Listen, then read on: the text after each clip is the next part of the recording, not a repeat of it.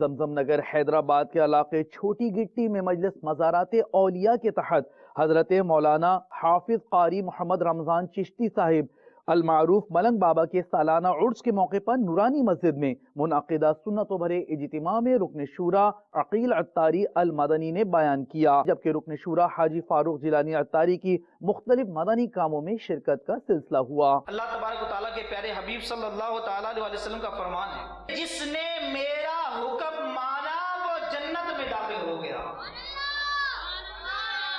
اور جس نے میری نافرمانی کی وہ انکار کرنے والا ہو گیا۔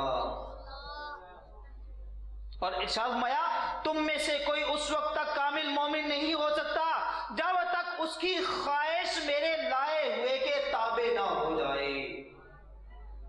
تو پیارے اور میٹھے میٹھے اسلامی بھائیوں، میرے آقا صلی اللہ تعالیٰ علیہ وسلم کے اقوال، آپ کے افعال، آپ کے اخلاق و عادات کا اگر ہم بغور مطالعہ کریں اور اپنی زندگی آقا صلی اللہ علیہ وسلم کی اطاعت اور آپ کی سنتوں پر عمل کرتے ہوئے گزاریں تو یہی ہمارے لیے زیبا ہے اور یہی ہمارے لیے حق ہے۔ اللہ کرم ایسا کرے تجھ پہ جہاں میں، اللہ کرم ایسا کرے تجھ پہ جہاں میں، دعوت اسلام تیری دھوم مچی ہو، دعوت اسلام تیری دھوم مچی ہو۔ میرے کو رکن شورا کا بیان بہت اچھا لگا اور ماشاءاللہ بہت مزہ آیا یہاں پر، اور رکن شورا کا بیان سے مجھے بہت سیکھنے کو ملا۔ انشاءاللہ میں نے نیت کی کہ اگلے ماہ قافلے کی بھی نیت کرتا ہوں اور انشاءاللہ فیضان مدینہ کے اجتماع میں بھی حاضر ہوں گا۔ اجتماع ماشاءاللہ اچھا ہوا، بیان بھی بہت اچھا ہوا۔ اللہ پاک دعوت اسلامی کو ترقی عطا فرمائے، آمین۔ میری نیت ہے کہ میں عرس کی برکت سے 5 وقت کی باجماعت نماز ادا کروں گا۔ حضرت سینا ابن ابی معاذ رحمت اللہ تعالی علیہ کی روایت ہے کہ مسعود بن قدام علیہ رحمت اللہ السلام بہت خوش نصیب تھے کہ ان کی وفات امام اعظم ابو حنیفہ رضی اللہ تعالیٰ عنہ کی مسجد میں سجدے کی حالت میں ہوئی۔ اب غور کریں، ایک بڑا کام، آج ہم ان کا نام لے کر مثال دے رہے ہیں نا، صدیوں گزر گئے، لیکن آپ نے اپنا ایک مشن بنایا کہ دن میں تعلیم عام کرنی ہے، اور تعلیم کے دوران جہاں لوگوں کو تعلیم دینی ہے، لوگوں کو دین کی طرف لانا ہے، تو اپنی انفرادی عبادت بھی نہیں چھوڑی۔ دن میں تعلیم دے رہے تو رات کو اپنی انفرادی عبادت۔ ہم میں سے کیا تہجد کی ترکیب ہے، ہماری عشاء چاش کی ترکیب ہے، نوافل کی؟ یہ خود غور کریں۔ ہم سمجھتے ہیں یار ہم عبادت کریں، اچھی بات ہے، جامعۃ المدینہ میں آپ پڑھ رہے ہیں بہت اچھی بات ہے، لیکن ہماری انفرادی عبادت، ٹھیک ہے۔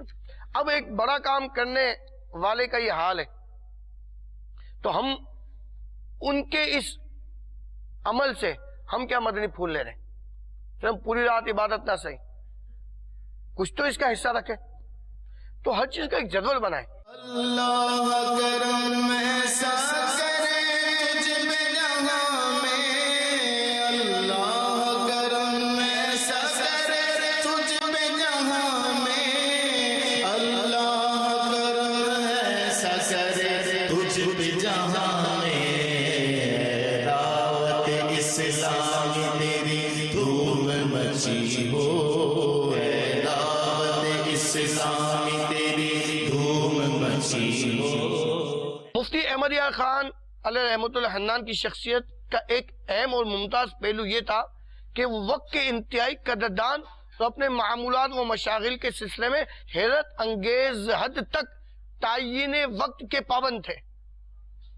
انہوں نے روز و شب کے اوقات کو بڑے سلیقے سے تقسیم کر رکھا تھا، پھر جو انہوں نے روز و شب کے لیے مقرر کر دیا، ہمیشہ اس کام کو اسی وقت پر کیا جو معمولات ان کی زندگی میں داخل ہو گئے، وہ آخر زیست یعنی آخر تک اپنے اپنے مقررہ اوقات ہی پر انجام پاتے رہے۔ آخر وقت تک ایک دفعہ شروع کر دیا نا اس وقت پہ یہ کرنا ہے، تو آخر تک اسی پر چلتے رہے۔ ہم خوب مساجد کے لیے کرتے رہے کام، ہم خوب مساجد کے لیے کرتے رہے کام،